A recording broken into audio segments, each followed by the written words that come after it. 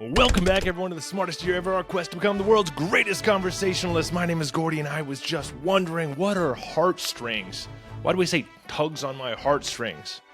Stay tuned, because I've got pictures. Give me 5 minutes. I bet you can work this into a conversation today, and also like and subscribe so you can keep up. I do this every single day. If you time traveled back to the 1500s, and you heard someone talking about their heartstrings, well, they weren't being metaphorical. They were actually trying to be anatomical.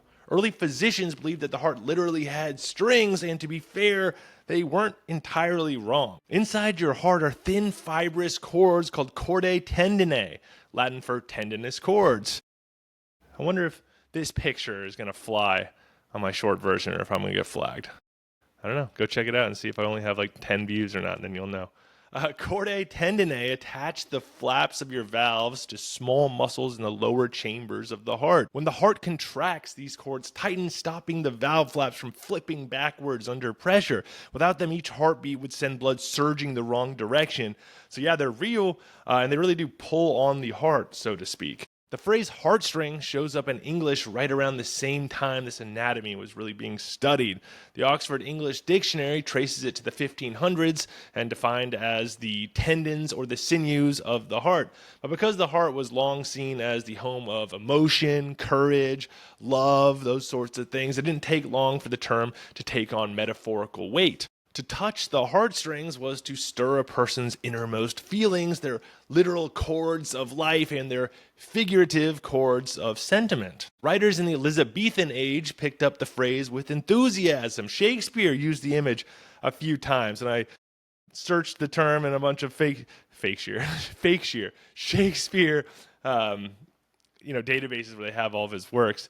But I particularly like this version from Othello, Act 3, Scene 3. He writes, "Though that her jesses were my dear heartstrings, I'd whistle her off and let her down the wind."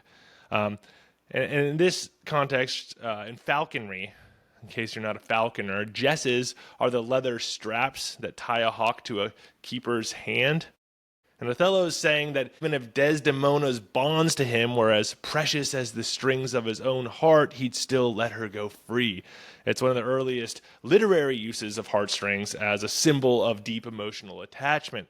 Shakespeare just took the science of his day, really, and he just plucked those heartstrings like the strings of his lute or whatever he played, or would play, or whatever they played back then. By the 1600s, heartstrings had gone fully poetic. The idea of plucking, tugging, or breaking one's heartstrings became a literary shortcut for sympathy, love, and grief. Even after William Harvey mapped blood circulation in 1628, revealing the heart's purely mechanical nature, the image refused to fade. People didn't want to talk about ventricles and papillary muscles. They wanted to talk about feelings. So there you have it. Tugging on heartstrings is one of many anatomical metaphors that survived science's corrections. We still speak of gut feelings or nerves of steel, broken hearts, even though none of those involve literal damage to the organs in question.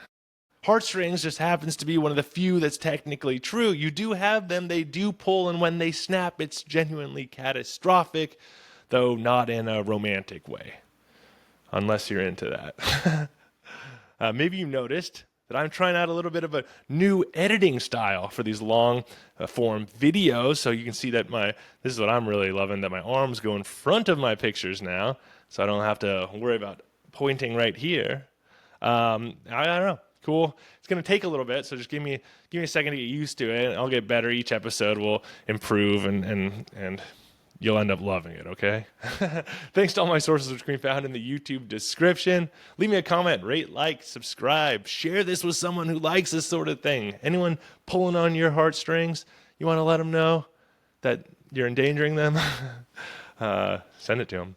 Go check out my short version. I do have all of these, a condensed 45-second version. You can find on all social media platforms at Smartest Year Ever. That's how you find me there. And in the meantime, stay curious and stay clever on our quest to become the world's greatest conversationalist. I will see you tomorrow in the Smartest Year Ever.